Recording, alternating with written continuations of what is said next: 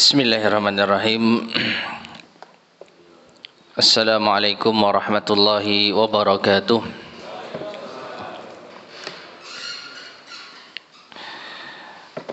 Innal hamdalillah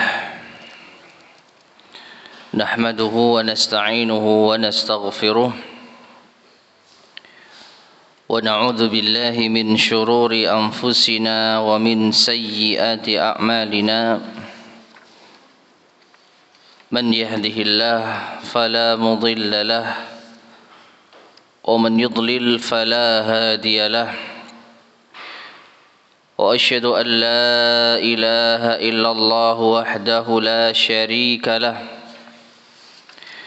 وأشهد أن محمدا عبده ورسوله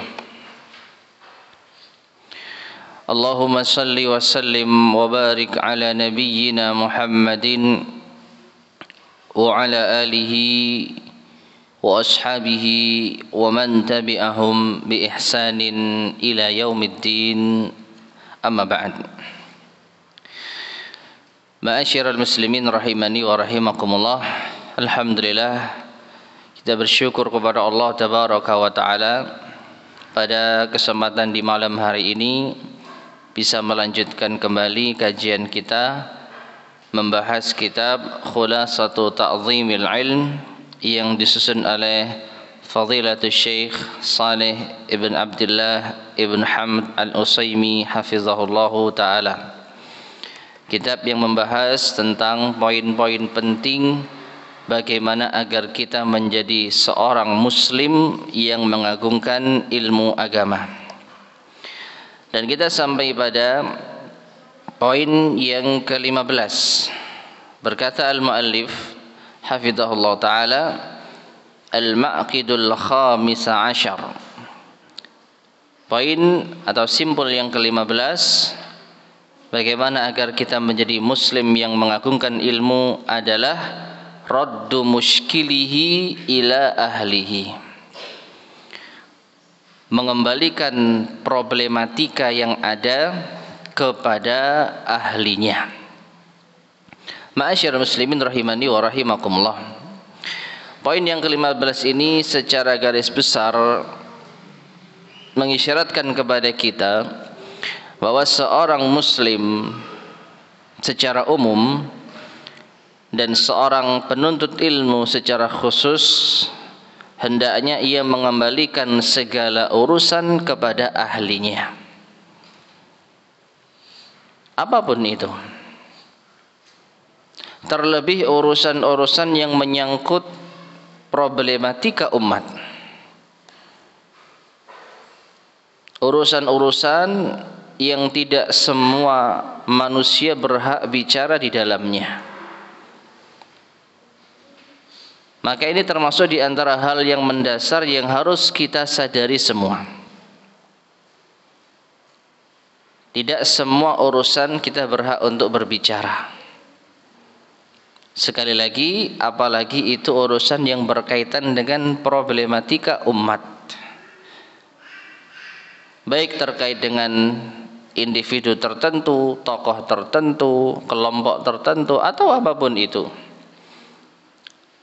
Maka sebagai seorang muslim secara umum dan sebagai seorang penuntut ilmu secara khusus, hendaknya kita tidak bermudah-mudahan untuk ikut bicara di dalamnya. Maka dari itu beliau memasukkan poin atau simpul yang ke-15 ini di dalam kitab ini. Mengembalikan problematika yang ada, permasalahan yang ada kepada ahlinya. Kemudian beliau menjelaskan di sini. Qala al-mu'allif hafizahullah, fal mu'azzimu lil ilm, maka seorang yang mengagungkan ilmu, yu'awwilu ala dahaqinatihi wal jahabidati min ahlihi li hilli muskilatihi. Hendaknya ia mempercayakan kepada para ahlinya, orang-orang yang memiliki ilmu yang mumpuni di dalamnya, untuk menguraikan problematika yang ada. Untuk menguraikan, menyelesaikan problematika yang ada, masalah-masalah yang ada. Wala yu'arridu nafsahu lima la yutiq, sehingga dia tidak mengajukan dirinya sendiri pada perkara yang ia tidak mampu. Ya, kalau setiap urusan, setiap problematika dia ikut masuk di dalamnya sedangkan dia tidak mampu, maka ini bahaya. Nah, dari itu beliau menasihatkan jangan masuk ke dalam satu urusan yang itu bukan ahlinya. Apa kekhawatiran yang ada? Khaufan minal qawli 'ala Allah bila ilmin. Karena khawatir nanti jatuh pada berbicara atas nama Allah tanpa ilmu. Wal iftira'i 'ala din, dan juga dikhawatirkan mengada-ada dalam urusan agama, berbuat kedustaan dalam urusan agama. Fahuwa yakhafu sakhtatar rahmani qabla an yakhafa sautas sultani.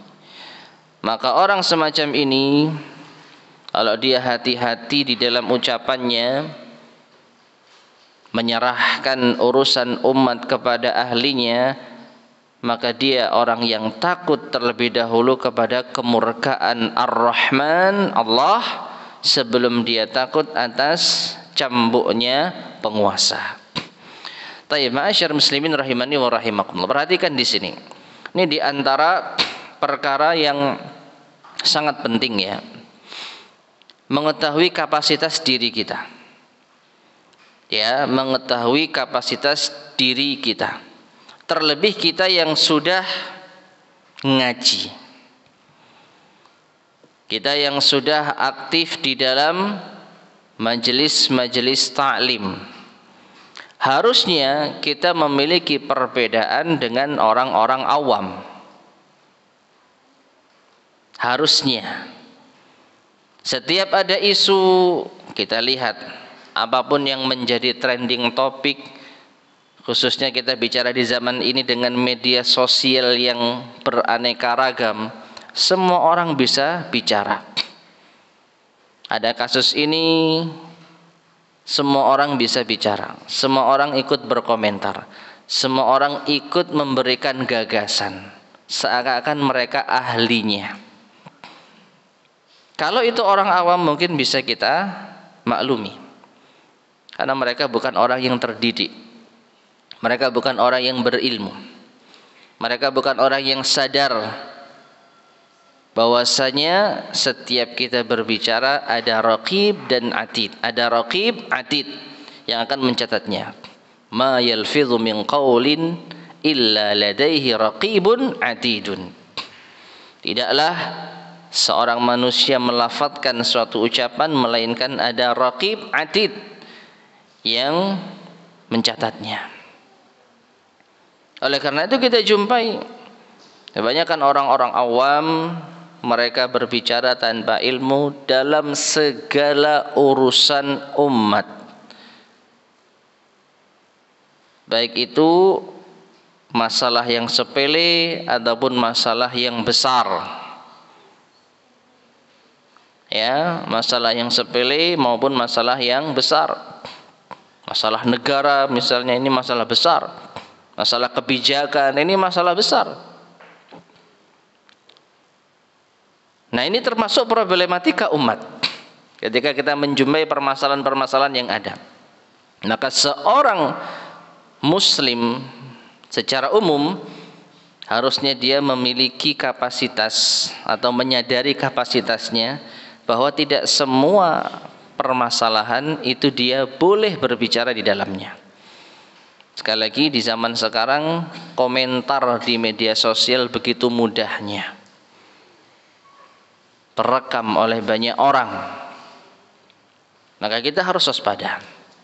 Jangan dikira apa yang kita ketik dari hasil pikiran kita tidak dicatat oleh raqib atid.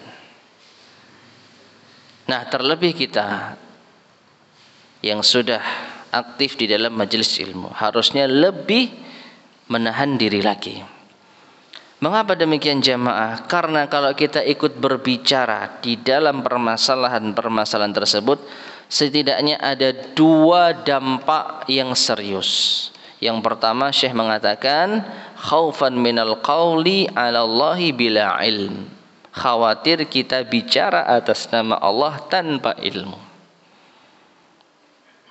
Ya, kita komen dalam suatu urusan, dalam suatu kebijakan, bawa dalil lagi dari Al-Quran ataupun hadis, padahal ini hasil dari olah pikiran kita, bukan fatwa dari para ulama, bukan penjelasan dari ahlinya. Murni kita sendiri yang berdalil, kita sendiri yang berpendapat dengan membawakan Al-Quran ataupun hadis.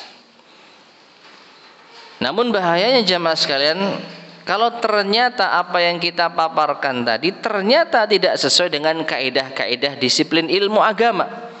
Ayat yang kita bawakan ternyata bukan tempatnya. Dalam kasus ini, hadis yang kita sampaikan ternyata tidak relevan dengan problematika ini. Maka dengan kita bicara, khawatir menjadikan kita ini berbicara atas nama Allah tanpa ilmu, dan dosanya besar. Wa antaqulu 'alallahi, ya, dan engkau berbicara atas nama Allah ma lam yunazzil bi sultana, apa yang tidak Allah turunkan keterangan di dalamnya. Ya. Jadi seakan-akan Allah itu berkata demikian padahal tidak.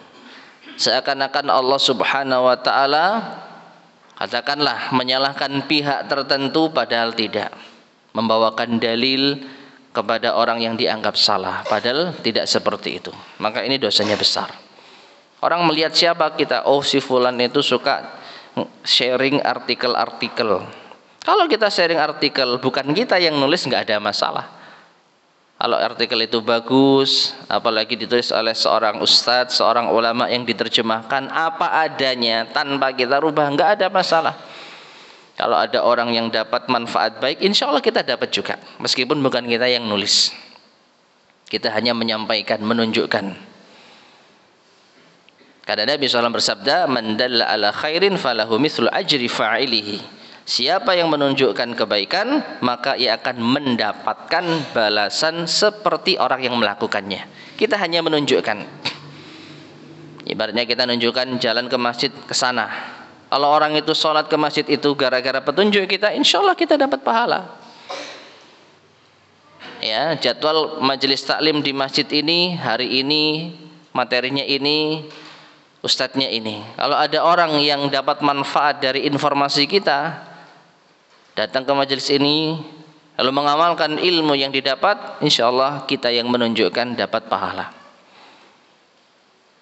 Tapi masalahnya terkadang kita berpendapat dengan akal kita, karena kita sudah ngaji seakan-akan kita paham, oh masalah ini dalilnya ayat ini, jadi pihak ini yang keliru, kebijakan ini tidak tepat. Kita bawakan dalil, kita bawakan ayat hadis. Nah, orang akan melihat, oh seperti itu ternyata di dalam Islam. Padahal itu adalah olah pikiran kita sendiri. Maka kita telah mengatasnamakan Allah, atau kita telah berbicara atas nama Allah tanpa ilmu. Dan ini dosanya besar. Ini kekhawatiran yang pertama. Kalau kita bicara, ya, tanpa menyadari kapasitas diri membawa-bawa agama. Menurut saya di dalam Al-Quran itu begini, sehingga kasus ini harusnya begini. Ini bahaya kalau kita bukan ahlinya. Nah, yang kedua, wal iftira'i 'alad din, dikhawatirkan dia membuat kedustaan dalam agama. Mirip dengan yang pertama. Kalau yang pertama mengatasnamakan Allah, berbicara atas nama Allah tanpa ilmu. Kalau yang kedua, berdusta atas nama agama. Ya, di dalam Islam orang seperti ini harusnya demikian dan demikian. Lalu kita bawakan ayat ataupun hadis. padahal salah penempatan ayat dan hadisnya. Maka ini adalah hal yang berbahaya. Nah, orang yang bisa menjaga diri, tahu kapasitas diri untuk tidak berbicara melebihi kapasitas dirinya, maka dia adalah orang yang lebih dahulu takut kepada Allah dibandingkan takut kepada penguasa. Artinya jamaah sekalian rahimani wa rahimakumullah, kalau dia sadar dirinya itu tidak pantas bicara sehingga dia diam, tidak berpendapat, maka karena dia takut kepada Allah, bukan karena takut kepada penguasa. Ya, takut kepada Allah. Ini yang lebih utama. Nah, oleh karena itu beliau menyebutkan, fa'inal ulama'a, maka sesungguhnya para ulama bi'ilmin takallamu, mereka itu bicara dengan ilmu. Wa bibasarin nafidin sakatu, dan mereka dengan pandangan yang tajam mereka diam. Perhatikan ini ya. Terkadang kita itu kurang sabar. Kita menanti-nanti penjelasan para ulama, tapi mereka ternyata tidak ada penjelasan. Ya, kita menanti-nanti pemaparan para ustadz kita tentang masalah-masalah tertentu, tapi tidak kita dapatkan. Bukan berarti mereka itu diam dari kemungkaran, bukan berarti mereka itu diam dari kesalahan, kalau ini dianggap suatu kesalahan. Namun bisa jadi mereka diam karena mereka ini memiliki pertimbangan, mereka memiliki alasan kapan waktunya bicara, kapan waktunya diam, melihat kondisi yang ada. Oleh karena itu kalau para ulama kita diam, para ustadz kita diam, ya kita ikut diam, harusnya seperti itu. Ya, meskipun itu masalah yang mungkin sudah viral, jangan sekali-kali kita mendahului mereka. Kalaupun kita punya pandangan, simpan dalam diri kita. Menurut saya ini mungkin seperti, simpan, jangan kita sebar. Kalaupun memaksa kita bersikap, kita sikapi dalam diri kita. Ya, jangan kita menyebarkan kepada manusia secara umum. Karena apa? Karena para ulama itu beda dengan kita. Mereka kalau bicara, bicara dengan ilmu. Kalaupun diam, ini karena tinjauan yang tajam, sehingga mereka memiliki alasan untuk diam. Fa in takallamu fi mushkilin fatakallam bikalamihim. Kalau mereka sudah bicara dalam suatu permasalahan, silahkan Anda berbicara seperti bicaranya mereka. Ya, kalau di media sosial itu ada istilah copy paste, ya kan? Share. Itu kita lakukan. Ada video dari ustadz yang menjelaskan tentang masalah tertentu, baik itu masalah fikih, baik itu masalah akidah, baik itu masalah musibah. Nah, ini tiap hari kita ini ada masalah jemaah. Tiap hari kita itu ada masalah. Maka kita tunggu, kita nanti bagaimana sih pendapat Ustadz Fulan tentang masalah ini. Kalau mereka sudah berfatwa, kita paham, silakan kita share. Selesai urusan. Ya. Wa in sakatu anhu falyasa' kama wasi'ahum. Dan jika mereka diam, maka hendaknya Anda puas dengan keputusan mereka. Hendaknya Anda berlapang dada, legowo, sebagaimana mereka seperti itu. Ya. Nah, ini ma'asyar muslimin rahimani wa rahimakumullah, perlu untuk kita perhatikan. Di antara adab seorang penuntut ilmu, tidak bicara melebihi kapasitasnya sebelum ahlinya yang berbicara. Dan 2 tahun ini kita mengalami masa-masa yang luar biasa. Adanya corona, banyak pembahasan, vaksinasi, apa lagi? Vaksin ada problemnya. Kemudian masalah soft renggang, rapat, ada problemnya. Masalah masker di dalam sholat atau tidak, ada problemnya. Nah ini kalau kita cukupkan, ini loh fatwanya, saya mengamalkan, selesai. Oh, saya mendengar fatwa yang lain seperti ini, nggak ada masalah. Tapi kalau kita yang mengajukan diri, kita yang bicara, apalagi naudzubillahi min dzalik, kalau kita mengkopas suatu tulisan lalu kita tulis penulisnya adalah fulan bin fulan, subhanallah, ini perampokan di dalam ilmiah, ya, menulis artikel panjang lebar tentang masalah ilmiah lalu kita tulis nama kita di bawahnya, padahal itu tulisan orang lain. Ini khianat dalam masalah ilmiah. Dan tentu saja ini lebih berbahaya dalam masalah daripada khianat dalam masalah dunia. Karena khianat dalam masalah ilmiah, kalau orang itu tahu, oh ternyata fulan itu ustadz toh, soalnya tulisannya ilmiah, padahal dia bukan ustadz, maka orang akan tertipu, menjadikan dia sebagai rujukan dalam urusan agama. Ya. Nah, ini kita diuji dengan berbagai macam problematika, maka hendaknya kita menahan diri dari berbicara. Taib. Kemudian beliau menjelaskan di sini, wa min asyakkil muskilati, dan di antara masalah-masalah yang berat, al fitanul waqi'ah, fitnah yang terjadi. Fitnah secara asal bahasa artinya ujian. Ya, fitnah secara bahasa artinya ujian. Fitnah apa?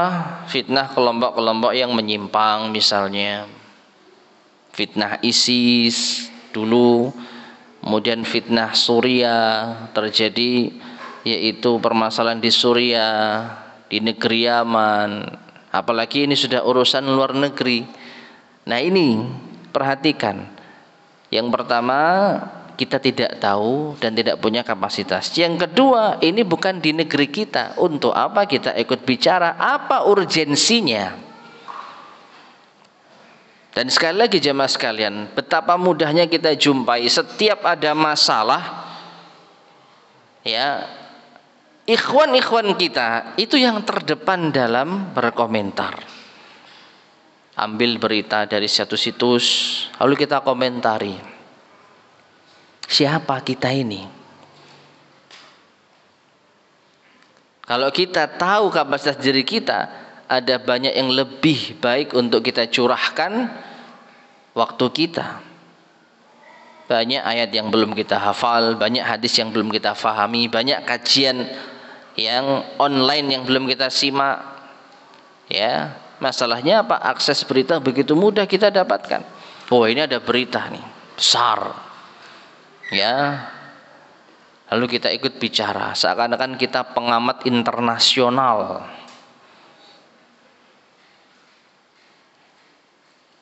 Padahal nggak pernah apa? Serawung sama tetangga. Masalah internasional bicara panjang lebar, tapi kerja bakti nggak pernah ikut. Rapat RT pura-pura nggak tahu. Ini kan luar biasa. Yang di luar sana diurusin urusan warga. Yang jelas-jelas itu dampaknya kita kalau punya pendapat, insya Allah ya, kalau kita seorang warga punya pendapat, kita punya kepentingan kan. Ada rapat tentang masalah apa gitu ya dalam satu warga. Kalau kita mau berpendapat, tempatnya di sana karena kita warga dan kita mungkin punya sedikit pengetahuan tertentu. Tapi untuk urusin yang di Palestina, yang di Suriah, yang di Yaman, yang di Jakarta, sudah ada mereka yang mencurahkan pikiran-pikirannya, dan sudah ada ustadz-ustadz yang dekat di sana.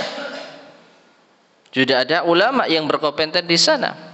Loh, mereka nggak bicara. Kembali lagi, kalau mereka tidak bicara, ya apalagi kita harusnya juga tidak bicara. Ini penting jamaah sekalian rahimani wa rahimakumullah. Nasihat bagi kita bersama. yang setiap hari berselancar di mana? Di media sosial. Ya. Entah ini kok bagus banget ya pilihan katanya, berselancar. Jadi kan tahu berselancar? Mainan apa itu? Papan selancar di mana? Di laut.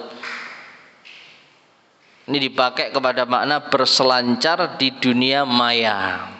Kemana-mana menjelajah kita. Padahal kita di kamar ndekem, tapi kita bisa tahu di luar negeri seperti apa. Nah itu jemaah sekalian ya. Jadi fitnah-fitnah yang terjadi ini diantara masalah problematika yang berat. Wa nawazilul hadithah, dan masalah-masalah kontemporer. Ya seperti apa ya tentang corona ini. Dari corona ini banyak sekali turunan-turunan masalah yang terkait dengan fikih. Seperti yang tadi saya sampaikan. Masalah masker, masalah vaksin, masalah soft renggang, rapat, dan banyak lagi lah. Allati tatakatsaru ma'amtidadi zaman, yang akan semakin banyak seiring dengan panjangnya zaman. Ya, nanti saya yakin pasti ada lagi masalah yang baru. Masih ada lagi problematika yang lain. Wallahu a'lam bishawab. Kita bukan meramal ya jamaah. Tapi yang namanya problematika senantiasa akan ada. Nah, seperti itu. Wan najuna min naril fitan. Kemudian saya menjelaskan, dan orang yang selamat dari api fitnah, as-salimuna min wahajil mihan, dan yang selamat dari nyalanya fitnah yang berpijar, ujian-ujian yang ada, hum man faza'a ilal ulama wa lazima qaulahum. Mereka adalah orang yang kembali kepada para ulama dan menetapi pendapat mereka. Cukupkan dengan penjelasan para ulama. Kalaupun mereka berbeda pendapat, ya sudah, kita saling legowo. Ya. Para ulama berpendapat A, ada yang berpendapat B. Ya sudah, saya ikut yang A saja ya. Antum ikut yang B silahkan. Ini kalau kita diberi pilihan, bisa mengamalkan dua-duanya. Tetapi kalau kita orang yang memiliki kebijakan dalam suatu urusan bersama, maka ada namanya musyawarah mufakat. Ayo kita sidang, misalnya pengurus jamaah Masjid Qalbun Salim. Ini masjid apa musola, Pak? Nggak pengen jadi masjid, Pak? Masya Allah, semoga dimudahkan ya. Nah ini gimana ini kita? Ada permasalahan, soft rapat apa renggang, gini atau begitu, rembukan, kita putuskan bareng-bareng ya, kita ikut pendapat yang ini, bismillah. Nah kalau sudah seperti ini, yang lain harus ikut, karena sudah ada yang berwenang di sini, sudah ada yang ngurusi. Tapi kalau dipersilahkan beda pendapat, nggak ada masalah. Yang jelas kita tidak lancang berbicara melebihi kapasitas. Cukup, oh saya ikut pendapat Ustadz Fulan, saya ikut pendapat ulama Fulan. Ini selesai urusan kalau semua lapang dada, asalkan jelas rujukannya. Ya, mudah kita dapatkan akses penjelasan para ulama kita. Nah, seperti itu jemaah sekalian. Ya. Jadi mereka yang selamat adalah yang mengembalikan urusan ini kepada para ulama dan berpendapat dengan pendapat mereka. Wa in ishtabaha alaihi syai'un min qaulihim ahsana dhanna bihim. Namun kalau kita jumpai ada sesuatu yang samar, wa in ishtabaha, apabila ada kesamaran atas dirinya, syai'un, sesuatu, min qaulihim, dari ucapan mereka, ahsana dhanna bihim, hendaknya ia berhusnudzon kepada para ulama. Ya. Kalau ada sesuatu yang ini kok Ustadz Fulan kok kayaknya misalkan kok beda dengan ustadz yang lain ya, kita husnudzon. Ya, dari sekian banyak ustadz pendapatnya seperti ini, ada satu ustadz yang kok beda sendiri pendapatnya. Nah, kita husnudzon. Selama dia adalah seorang ustadz yang kita hormati, yang diakui keilmuannya, apalagi sudah sepuh, kita husnudzon. Meskipun apa? Bisa jadi kita tidak memilih pendapatnya, nggak ada masalah. Ya, beliau memiliki kapasitas untuk bicara dengan ilmu, itu yang beliau ketahui. Meskipun mungkin berbeda dengan kebanyakan ulama, kebanyakan asatidzah. Maka jangan kita celah, wah ustadz ini kok menyelisih ulama, kok menyelisih ustadz yang lain. Lalu kita singgung ijazahnya mana, lulusan apa, jangan. Selama dia seorang ustadz yang ma'ruf, yang memiliki andil dalam urusan dakwah, sudah malang melintang di dalam dunia dakwah, lalu memiliki pendapat yang mungkin sekali lagi rasanya janggal, husnudzon. Ya, jangan kita celah, jangan kita bentur-benturkan. Ini kebiasaan yang tidak baik. Husnudzon. Dan ada kemungkinan beliau yang betul, karena ini masalah perbedaan pendapat. Ya, maka dari itu kalau kita tidak sreg, kurang sependapat dengan pendapat seorang ustaz tertentu, tetap kita husnudzon. Jangan kita merendahkannya. 6. Fataraha qawlahu wa akhadha biqaulihim. Setelah kita husnudzon kepada beliau yang pendapatnya mungkin agak aneh menurut kita, maka kita tinggalkan ucapannya, nggak apa-apa, dan kita ambil pendapat para ulama dan ustadz-ustadz yang lebih banyak. Fattajribatu wal hibratu hum kanu ahaqqa biha wa ahlaha. Karena pendapat para ulama yang lebih dominan, ya, didasari dengan uji coba pengalaman mereka yang lebih berhak di dalamnya. Wa idh ikhtalafat aqwaluhum lazima qaula jumhurihim wa sawadihim. Tapi kalau para ulama dalam jumlah yang besar itu berbeda pendapat, ini sudah kapasitasnya para ulama, ini sudah levelnya ulama. Bukannya seorang ustadz, ya, tapi sudah ulama. Ulama A dan ulama B beda pendapat. Maka Syekh menasihati di sini, lazima qaula jumhurihim, hendaknya kita menetapi pendapat yang lebih banyak. Namanya jumhur. Meskipun tidak menjamin pendapat itu yang benar. Tapi ini sudah menjadi nasihat para ulama semenjak dahulu kala. Kalau ada qaulul jumhur, pendapatnya jumhur dan pendapat selain jumhur, dan kita tidak memiliki kapasitas untuk memilih dan memilah, lebih baik kita ikut jumhur. Saya ambil contoh. Darah. Najis atau tidak? Darah manusia, bukan darah haid. Darah luka. Seorang berdarah, keluar darahnya, ngalir darahnya. Najis enggak? Yang antum tahu bagaimana? Ini kok aneh ini. Tidak tahu ya? Saya kasih tahu ya. Jumhur ulama menganggapnya najis. Sebagian ulama berpendapat tidak najis. Kalau kita boleh sebut nama, di antaranya Syekh Muhammad Nasiruddin Al-Albani rahimahullahu ta'ala. Beliau berpendapat darah itu tidak najis.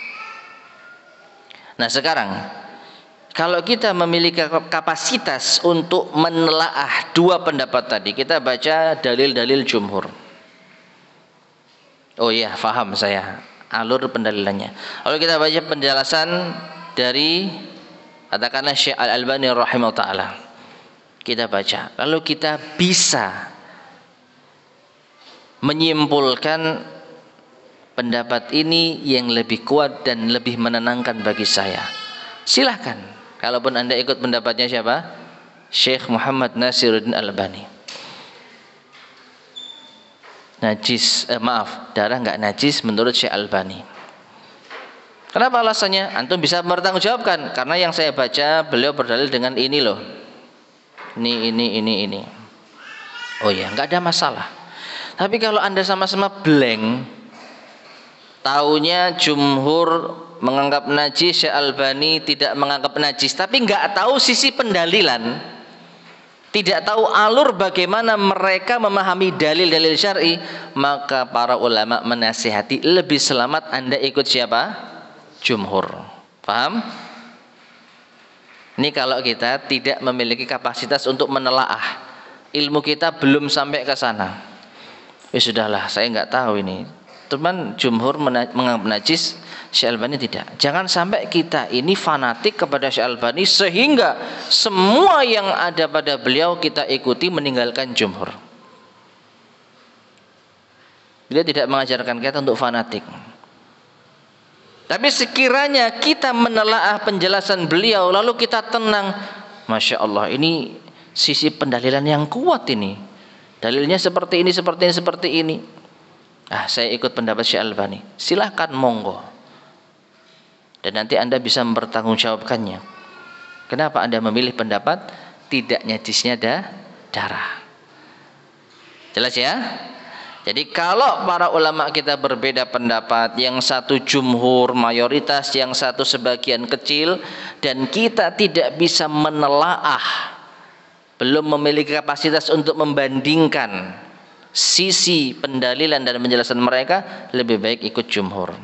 Itharan lissalamah, demi mendahulukan keselamatan. Ya.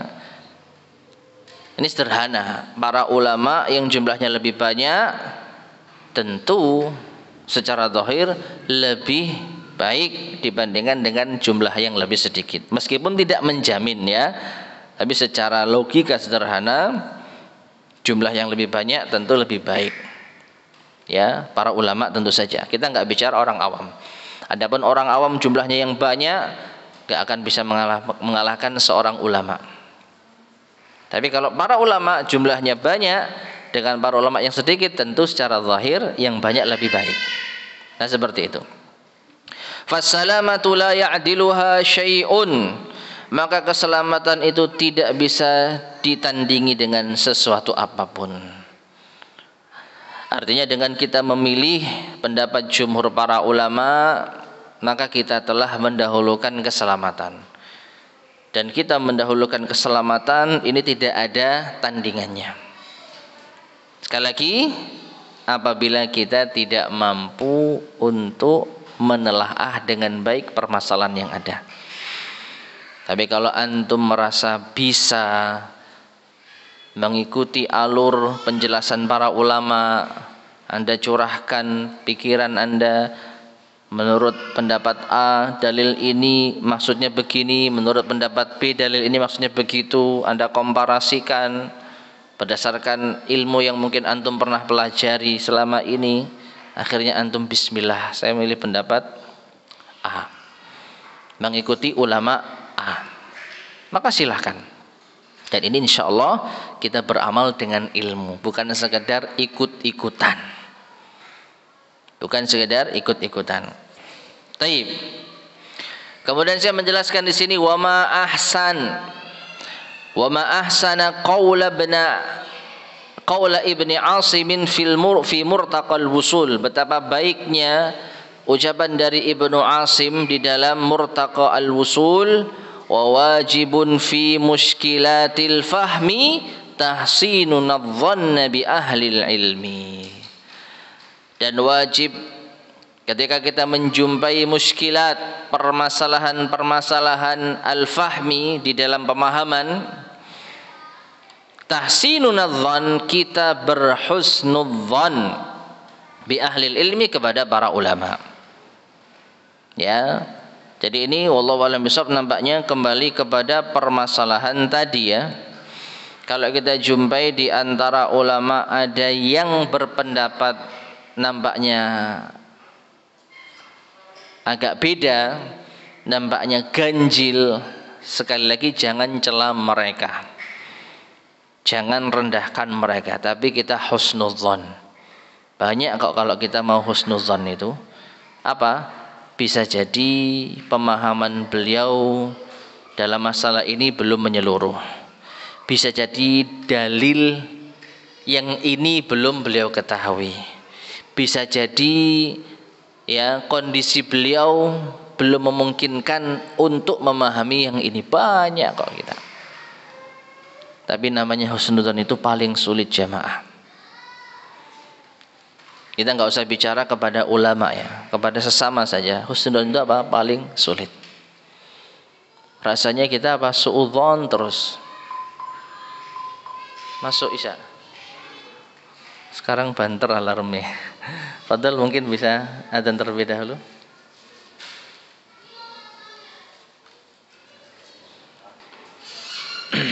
Bismillahirrahmanirrahim. Ma'asyiral muslimin rahimani wa rahimakumullah. Sedikit lagi kita lanjutkan. Jadi husnudzon ini perkara yang berat. Jangankan kepada para ulama, kepada kawan kita sendiri, kepada orang yang mungkin kurang kita sukai, bawaannya apa? Suudzon. Dan di antara nasihat yang cukup indah dari seorang sahabat, kalau tidak salah Umar bin Khattab radhiyallahu anhu, beliau mengatakan, la tadhunnanna kalimatan kharajat min akhika su'an wa anta tajid lahu minal khairi mahmalah. Jangan sekali-kali engkau memiliki dhon, memiliki prasangka buruk dari suatu kalimat yang keluar dari lisan saudaramu, sedangkan engkau masih memiliki kemungkinan-kemungkinan yang baik. Ya, bahkan dalam satu riwayat disebutkan, carikan 1000 udzur dari ucapan saudara kita yang masih memungkinkan untuk kita bawa kepada makna yang baik. Nah, ini kepada siapa? Sesama saudara, apalagi kepada para ulama. Kalau ada ulama yang berpendapat yang nampaknya, sekali lagi, nampaknya ganjil, aneh, maka sekali lagi yang pertama husnudzon. Dan dengan kita husnudzon, selesai tanggung jawab kita kepada para ulama kita tersebut. Meskipun pendapatnya tidak kita pakai, nggak ada masalah. Oh, mungkin beliau begini, mungkin beliau gitu, tapi saya mengikuti pendapat yang lebih menenangkan. Nah, ini adab kita kepada para ulama yang mungkin pendapatnya itu apa? Ganjil. Nah, kemudian beliau menjelaskan di sini, wa min jumlatil muskilat, dan di antara permasalahan yang ada, problematika yang ada. Ya, perhatikan ini. Raddu zallatil ilm, yaitu membantah atau meluruskan ketergelinciran para ulama, wal maqalatil batilah, dan pendapat-pendapat yang batil, li ahlil bid'ah wal mukhalifin, dari ahli bid'ah dan orang-orang yang menyimpang. Fa inna ma yatakallamu fiha al ulama'ur rasikhun, maka sesungguhnya yang berhak untuk berbicara di dalamnya adalah para ulama yang rasikh, yang kokoh di dalam keilmuan. Artinya begini, kalaupun kita menjumpai ada ketergelinciran para ulama, maka jangan sekali-kali kita yang berstatement, saya katakan ulama fulan keliru, menurut saya ulama fulan salah. Jangan. Siapa Anda, siapa beliau? Lalu bagaimana kalau kita jumpai ada para ulama lain yang meluruskan, tinggal kita kopas, selesai. Bagaimana pendapat antum dan pendapatnya ulama fulan? Oh, menurut ulama fulan yang saya baca, pendapat itu salah. Oh, ini sudah diluruskan oleh Syekh fulan. Oh, ini sudah diluruskan oleh Ustadz fulan. Jadi jangan kita yang meluruskan, menurut saya, pendapat saya. Nah, ini jangan. Tinggal kita copy paste saja. Itu kalau kita jumpai ada ulama lain yang meluruskan, ada ustadz lain yang menanggapi. Tapi kalau tidak ada, kita diam saja. Meskipun dalam hati kita kayaknya ini ganjil ini. Ya. Kalau kita tarik garis lebih rendah lagi dalam artian, jangankan para ulama, misalnya ini ustadz-ustadz lokal. Misal dalam satu kajian kita mendengar seorang ustadz berbicara, kok nampaknya ganjil. Loh, selama ini yang saya tahu penjelasan tentang masalah ini bukan seperti itu. Maka kita nggak boleh merendahkan ustadz tadi, tidak boleh membantahnya secara langsung di majelis. Kalau mau kita tarik tangannya, lalu kita diskusi Dan ini insya Allah sudah pernah kita sampaikan di pertemuan sebelumnya ya. Tapi kalau tidak bisa, mungkin qadarullah setelah kajian langsung pergi dan kita tidak sempat berdiskusi, dan kita ditanya mungkin sama ikhwan yang lain, tadi Ustadz ini mengatakan demikian, gimana ini? Jangan kita mengatakan salah Ustadz itu, nggak benar. Yang benar seperti ini, dalilnya ini nih. Jangan. Ya, gimana kalau kita mau meluruskan?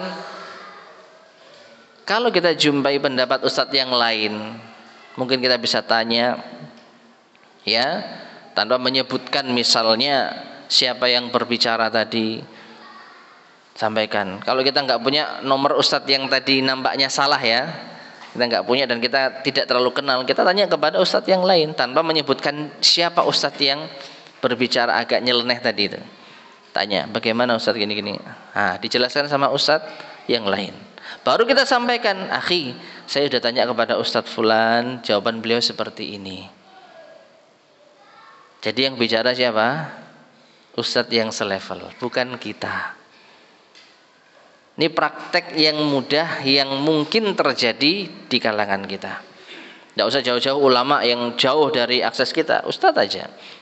Mungkin saja itu terjadi, namanya Ustadz itu manusia, bisa salah ucap. Barangkali memang dia tidak memaksudkan demikian karena salah ucap, dan kita tidak memungkinkan untuk apa? Berdiskusi lebih lanjut. Nah seperti itu ya. Jadi kalau ada ketergelinciran ulama, ketergelinciran ustadz, maka yang meluruskan siapa? Mereka yang selevel dengannya, sesama ulama atau sesama ustadz. Nah demikian pula kalau ada penyimpangan dari ahli bid'ah atau orang-orang yang menyimpang. Nah ini juga sama.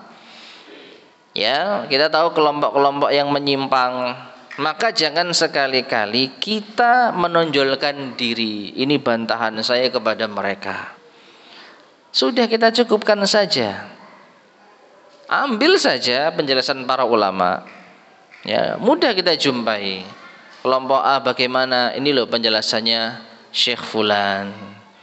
Ya, ini loh penjelasannya Ustadz Fulan yang sudah kita kenal bersama.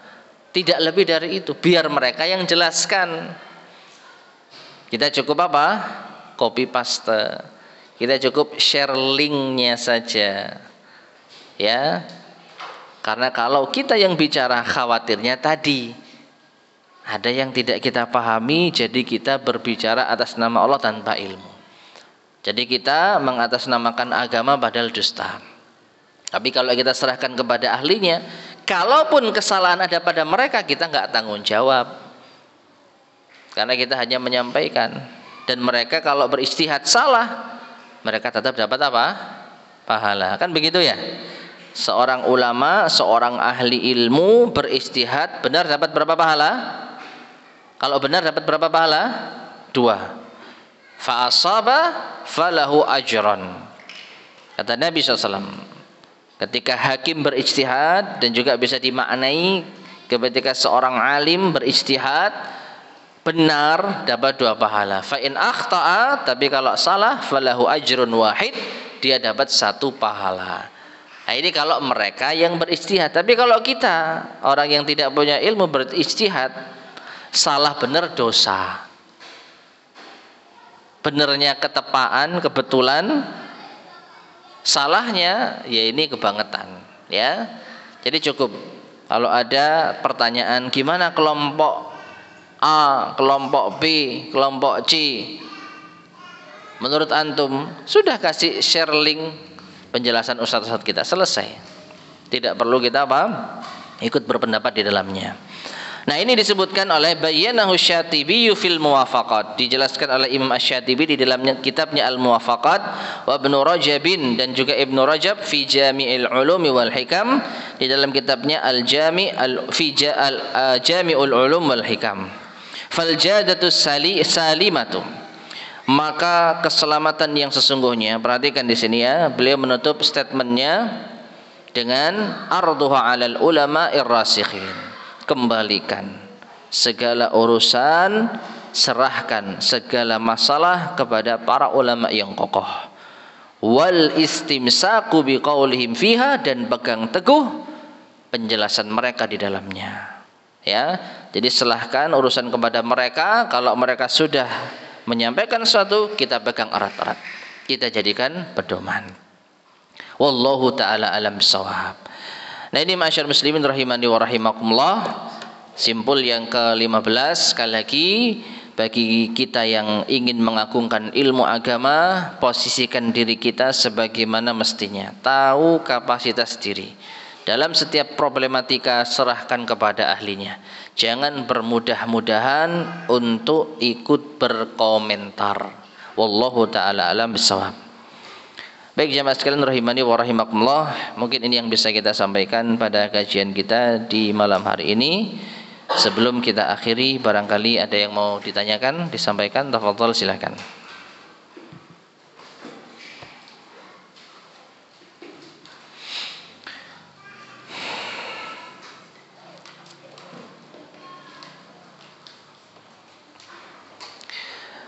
Tidak ada?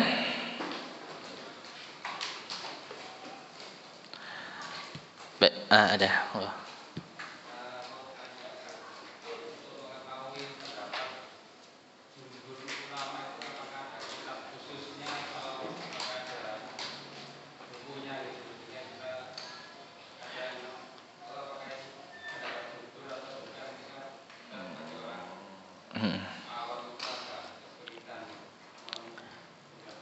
Ya, kalau terkait dengan fikih yang bisa dikatakan fikih klasik, dalam artian fikih ibadah, fikih muamalah, dalam masalah rukun Islam, sholat, puasa, haji, tentu ada. Kita bisa buka kitab-kitab perbandingan, ya. Yang saya ketahui hampir semua kitab fikih khususnya mazhab itu menyebutkan perbandingan ini pendapat jumhur, ini bukan jumhur. Tapi yang saya ingat, kalau kitab itu bisa dikatakan bukan kitab yang beraroma mazhab gitu ya, ada kitabnya Syekh Abu Malik hafizahul ta'ala yang berjudul Sahih Fikih Sunnah. Kalau tidak salah, beliau membawakan permasalahan-permasalahan fikih dengan mengkomparasi pendapat-pendapat yang ada. Insya Allah seingat saya itu di antara kitab yang saya ingat ya.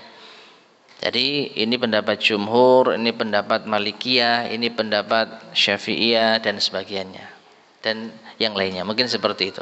Itu kalau masalah-masalah fikih ibadah, masalah-masalah fikih muamalah yang klasik. Tapi kalau fikih kontemporer, fikih yang terkini, ya semacam corona gitu ya, pendapat jumhur dalam masalah ini apa, pendapat minoritas dalam masalah ini apa, tentu ini saya belum tahu ya, ada kitab tertentu ya dalam masalah. Tapi mestinya ada, dalam artian bisa jadi ada para penuntut ilmu yang mengumpulkan fatwa para ulama lalu mengkomparasikan lalu menelurkan karya tulis.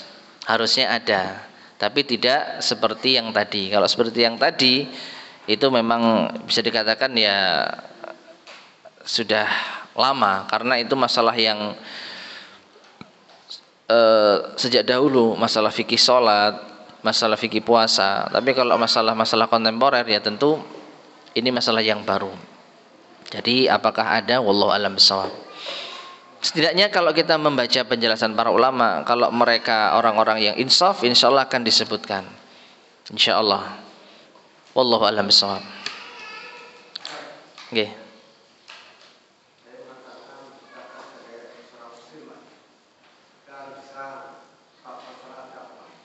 Bagaimana?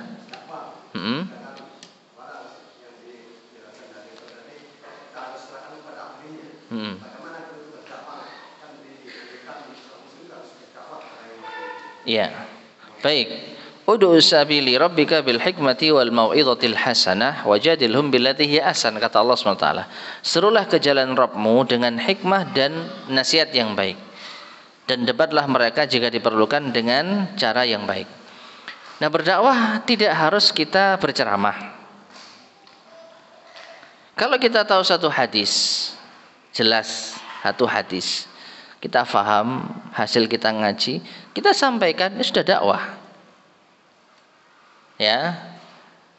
Yang dimaksud serahkan kepada para ulama ini kalau ada problematika, kalau ada masalah-masalah serius yang di situ mungkin ada syubhat, ada yang macam-macam, sedangkan kita tidak punya kapasitas. Tapi kalau kita tahu kapasitas diri kita, contoh sholat 5 waktu hukumnya wajib, ya nggak perlu kita manggil ulama. Ini sudah masalah yang jelas. Ya, sholat 5 waktu hukumnya wajib ada dalam rukun Islam, jelas. Ya, ini sudah berdakwah kita, sholat ini wajib, sudah dakwah kita. Ya, demikian pula, kalaupun kita perlu untuk berbicara lebih dalam lagi, tapi kita nggak mampu menyampaikan dengan bahasa kita, sudah kita kasih artikel. Waduh, ini masalah ini saya tahu pendapat masalah yang benar seperti apa. Contohnya momen sekarang ini apa? Hukum mengucapkan Natal. Kita tahu ini keliru, tapi dalilnya nggak hafal. Sisi pendalil dari mana? Cari artikel, sampaikan. Selesai. Ini kita insya Allah sudah berdakwah, ya semampu kita. Jadi yang dimaksud kembalikan kepada para ulama ini dalam problematika, dalam masalah yang mungkin ada silang pendapat, ada mungkin di situ syubhat dan lain sebagainya. Mungkin seperti itu, nggih? Nggih. Silakan.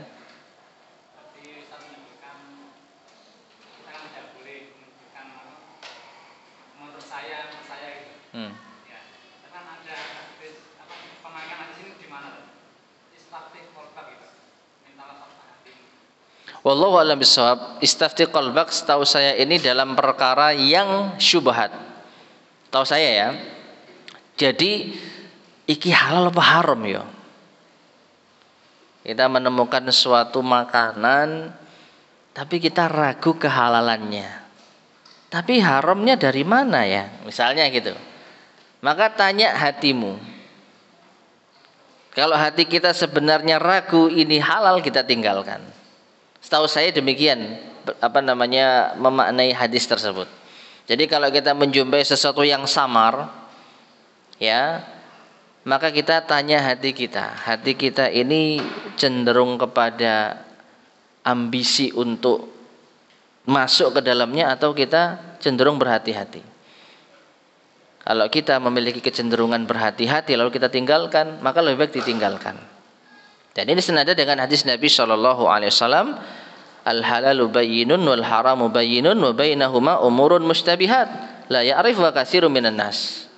Yang halal jelas, yang haram jelas, di antara keduanya ada perkara yang samar yang tidak diketahui oleh kebanyakan manusia. Ya, faman ittaqash syubuhat faqad istabra'a fi dinihi wa irdihi. Dan siapa yang berhati-hati dari perkara yang samar, maka dia telah menjaga agama dan kehormatannya. Nah, seperti itu. Ya, wallahu a'lam bishawab. Yang saya pahami, tanya ke hati ini, kita ini ingin ikuti hawa nafsu atau kita ingin selamat dalam perkara yang samar. Mungkin seperti itu ya. Wallahu a'lam bishawab. Baik jemaah sekalian rahimani wa rahimakumullah, kita akhiri kajian kita di malam hari ini. Mudah-mudahan bermanfaat. Kurang lebihnya saya mohon maaf. Subhanakallahumma bihamdika asyhadu an la ilaha illa anta astaghfiruka wa atubu ilaik. Walhamdulillahirabbil alamin. Wassalamualaikum warahmatullahi wabarakatuh.